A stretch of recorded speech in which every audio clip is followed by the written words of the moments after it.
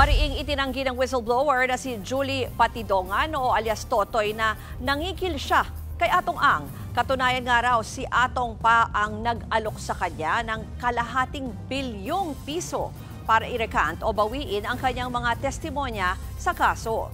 Sa eksklusibong panayam sa One Balita Pilipinas, binunyag ni Totoy na nagmakaawa raw sa kanya si Atong noong Mayo para magkaayos sila.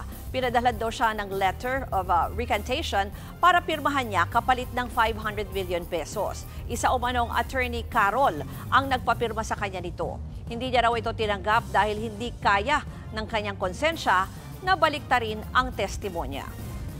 Yung si attorney Carol, nakasama niya, nagpadala ng sulat niya na recantation para pirmahan ko kapalit ng 500 million halaga.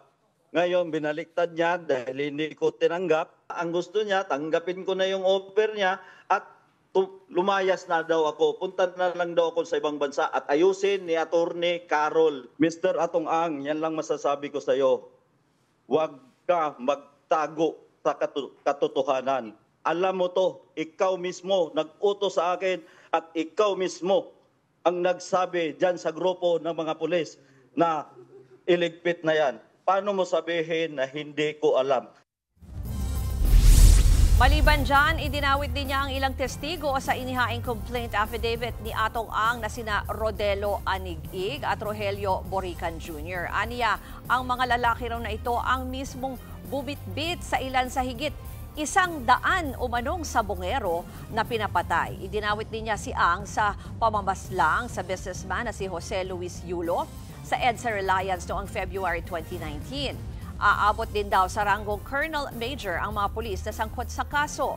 Pati ang aktres na si Gretchen Barreto, hinimok ni Totoy na tumestigo na rin.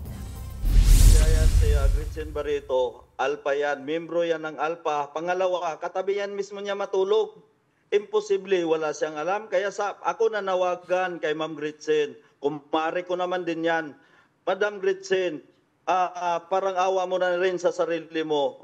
Kung gusto mo, tumistigo ka na rin. Mr. Atong Ang, wala akong kakayahan para patayin ko yung 100 sabongero.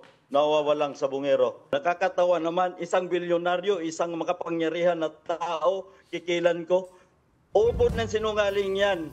Mga kapatid, Ruth Cabalco, para sa mabilis na pasada ng mga balitang dapat niyong malaman, mag-follow at mag-subscribe sa social media pages ng News 5.